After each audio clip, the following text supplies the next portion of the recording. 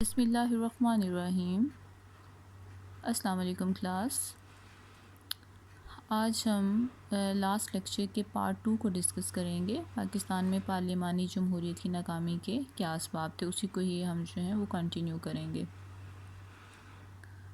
Last lecture میں ہم نے دیکھا تھا کہ جمہوریت کیا ہے، جمہوریت کا مفہوم کیا ہے، پارلیمانی جمہوریت کیا ہے، قائد اعظم کس طرح کی جمہوریت چاہتے تھے، ٹھیک ہے، سیاستدانوں کا رول اس کے اندر کیا رہا تھا، جمہوری اقتدار کی پامالی کس طرح سے ہوتی رہی، ٹھیک ہے، بیوروکریسی جو ہے وہ کس طرح سے جو تھی وہ اثر و رسوخ اس کا کیا رہا، ٹھیک ہے، اور بنیادی اصولوں کو کس طرح سے اس کے ختم کیا گیا، اور گورنر جنرل غلام محمد نے جو 1954 میں کانسٹیٹیوٹ اسمبلی کو توڑ دیا، یہاں تک ہم نے لاسٹ لیکچر میں دیکھا تھا۔ اس کے بعد آج ہم دیکھتے ہیں سکندر مرزا کا دور کہ سکندر مرزا نے کیا کیا، ٹھیک ہے۔ 1955 میں کیا ہوا کہ غلام محمد کی جگہ جنرل سکندر مرزا نے اقتدار سنبھال لیا تھا، اور جو تھا وہ اس کا تعلق بھی کیا تھا، بیوروکریسی سے تھا، اور جمہوریت کو کنٹرول کرنے کے لیے انہوں نے بھی پارلیمانی روایات کی دھجیاں اڑائیں، ٹھیک ہے، سکندر مرزا نے بھی، اور ان کے جتنے بھی فالوورز تھے انہوں نے جو ہے وہ میدان سیاست پر ہر ممکن طریقے سے جس طرح سے وہ کر سکتے تھے اس طریقے سے انہوں نے جو ہے وہ فائدے اٹھانے کی کوشش کی، بہت سی کانسپائرسیز انہوں نے کیں، ٹھیک ہے، انہوں نے پولیٹیشنز کو آپس میں لڑایا، ٹھیک ہے، نئے نئے جو تھے وہ طریقے انہوں نے آزمائے، ٹھیک ہے، بدعنوانی اپنی انتہا کو اس وقت پہنچ چکی تھی، اور جو ہے جس کی وجہ سے اس کے دور میں ہر جو تھا پارلیمانی نظام کی بنیادیں جو تھیں وہ اس کے دور حکومت میں بری طرح سے کھوکھلی ہو چکی تھیں سکندر مرزا کے دور حکومت میں، ٹھیک ہے، کیونکہ خود بھی ایک بیوروکریٹ تھا اور اس نے ان تمام چیزوں کو پروان چڑھایا جو کہ ایک بیوروکریٹ کر سکتا ہے۔ اس کے بعد کیا ہوا، اس کے بعد مارشل لا آ گیا، 1958 کا مارشل لا آ گیا، اور اس میں کیا ہوا کہ فوج کے کمانڈر ان چیف کے ساتھ انہوں نے مل کے سکندر مرزا نے 7 اکتوبر 1958 کو ملک میں مارشل لا کے نفاذ کا اعلان کر دیا، ٹھیک ہے، اور یہ بھی ایک بلیک ڈے کے طور پر جو ہے وہ جانا جاتا ہے، اور اس نے کیا کیا کہ اس نے جو ہے وہ ملک کے تمام سیاسی جو تھے، ملک کی سیاست کو جو ہے وہ مکمل طور پر تباہ کر کے رکھ دیا، اور اس مارشل لا نے، اور پاکستان میں جتنی بھی اسلامی جمہوریت کا جو خواب لوگ دیکھ رہے تھے، ٹھیک ہے، وہ سب کو جو ہے اس خواب کو انہوں نے جو ہے وہ توڑ دیا، اور سب کی نگاہوں کے سامنے جو ہے وہ اس نے سب کچھ ختم کر دیا 1958 کے مارشل لا نے۔ ایوب خان کی بنیادی جمہوریت، اس کے بعد کیا ہوا، ایوب خان آیا اور اس کا جو بیسک ڈیموکریسی کا ایک سسٹم تھا، ٹھیک ہے، اس میں جمہوریت کا لفظ ایک برائے نام کے طور پر ہی تھا، ٹھیک ہے، اس میں کسی قسم کا کوئی کسی کو فائدہ نہیں پہنچا، کیونکہ اس نظام میں کیا تھا کہ قوم کے مستقبل کے فیصلے کا اختیار بنیادی جمہوریتوں کے ارکان کی ایک محدود تعداد کے ہاتھوں میں دیا گیا تھا اس فیصلے کو، اور بنیادی جمہوریت کے اس نظام میں عوام نفی کے برابر تھے، یعنی عوام کو اتنی پارٹیسپینٹ مطلب اتنی ان کو انوالومنٹ نہیں تھی اس میں، چنانچہ عام آدمی میں حکومت کے ڈھانچے میں شرکت و شمولیت کو کوئی احساس ہی پیدا نہیں ہوا، جس نے کیا کیا کہ عوامی سطح پر شدید احساس محرومی کو جنم دیا اس نے، اور ایوب خان کا زوال جو ہے وہ اسی وجہ سے تھا کہ پاکستان کے عوام غیر جمہوری حکومت کو مزید برداشت کرنے کے لیے اب تیار نہیں تھے، ٹھیک ہے، تو یہ ایوب خان کی جو بنیادی جمہوریتوں کا ایک نظام تھا یہ بھی پارلیمانی جمہوریت کی ناکامی کا ایک سبب ہے۔ اس کے بعد ہے 1977 کا مارشل لا، 1977 میں جو مارشل لا تھا، اس کے بارے میں یہ کہا جاتا ہے کیونکہ اس سے پہلے کیا ہوا تھا کہ اس سے پہلے 1973 کے آئین کے بعد یہ اب خیال تھا کہ جمہوریت جو ہے وہ اپنے رستے پر گامزن ہو چکی ہے. اب اس طرح کا کوئی مسئلہ نہیں ہوگا. ٹھیک ہے. اور جمہوریت کو کسی بھی قسم کا کوئی خطرہ درپیش نہیں ہے. لیکن انفارچونیٹلی کیا ہوا کہ جتنے بھی لوگ تھے انہوں نے جتنے بھی پولیٹیکل بینیفٹس ہیں اس کے پیش نظر انہوں نے کیا کیا کہ آئین کی اصلی روح کو پس پش ڈال دیا.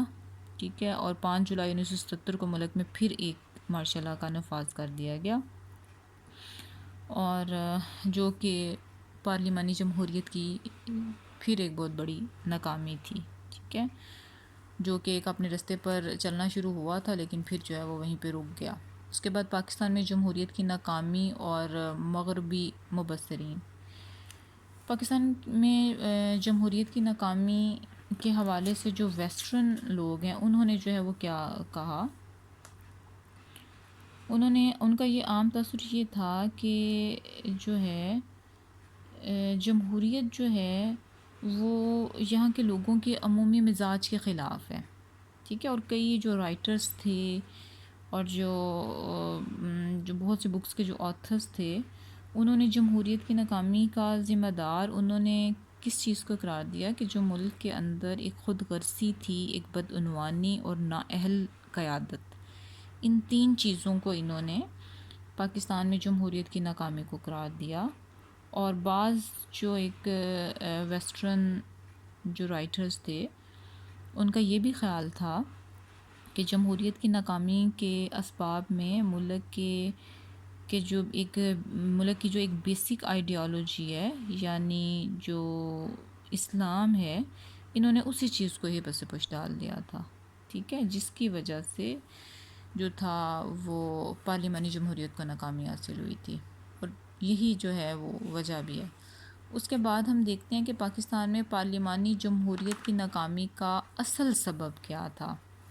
اگر ہم جمہوریت پاکستان کی ناکامی کو دیکھیں تو اس کے لیے پاکستانی عوام کو قصوروار نہیں ٹھہرایا جا سکتا، بلکہ اگر ہم ماضی میں جا کے دیکھیں تو ہماری جو عوام ہے انہوں نے بہت سی اجتماعی امنگوں کی ترجمانی کرنے والی تمام تحریکوں کی حمایت کی تھی. ٹھیک ہے. یہ سب کے ساتھ چل رہے تھے.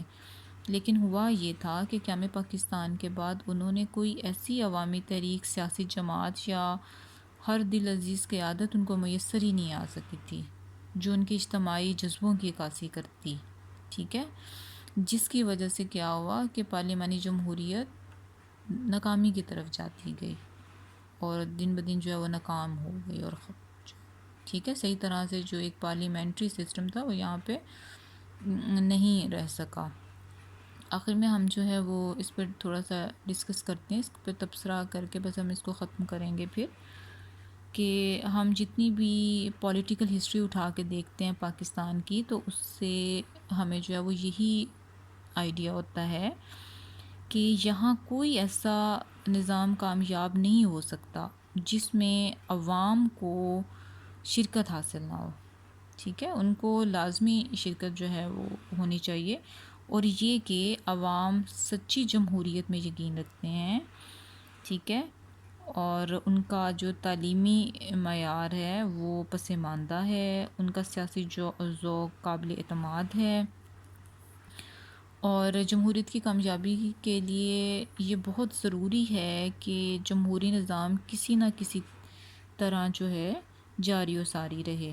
لوگوں کو سیاسی آزادیاں ہونی چاہیے، لوگوں کو بنیادی حقوق دینے چاہیے، سیاسی پارٹیاں اپنا کام کرتی رہیں، عدلیہ آزاد رہے، انتخابات ہوتے رہیں، عوام کی سیاسی تربیت کا عمل جاری رہے، جمہوری ادارے مضبوط ہوں.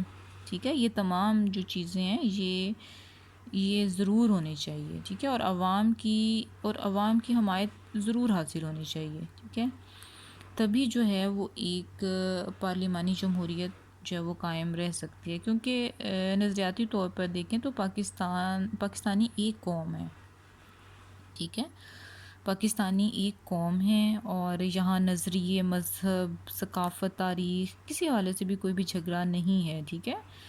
اور جو ہے جس کی وجہ سے جو ہے وہ پارلیمانی جمہوریت ہونی چاہیے. یہ نہیں ہونا چاہیے کہ یہاں پہ جو ہے وہ بس ہر کوئی جس کے پاس اقتدار آیا، ٹھیک ہے، اس نے اس کو جو ہے وہ مس یوز کیا اور ملک کو ہر لحاظ سے جو ہے وہ نقصان پہنچایا اور سائڈ پہ ہو گیا. لیکن یہاں پہ اگر ہم جتنی بھی پولیٹیکل ہسٹری کو اٹھا کے دیکھتے ہیں تو یہاں پہ یہی ہوتا رہا ہے، پہلے جو ہے وہ ہوتا رہا ہے، ٹھیک ہے. اور اس وجہ سے یہاں پر جو ہے پاکستان میں جو جمہوریت ہے وہ کبھی بھی کامیاب نہیں ہو سکی. اور اس کے ساتھ ہی ہمارا ٹاپک ختم ہو گیا ہے. نیکسٹ لیکچر میں انشاءاللہ ہم نیکسٹ ٹاپک کو کریں گے. اور اسی کے ساتھ ہی اللہ حافظ.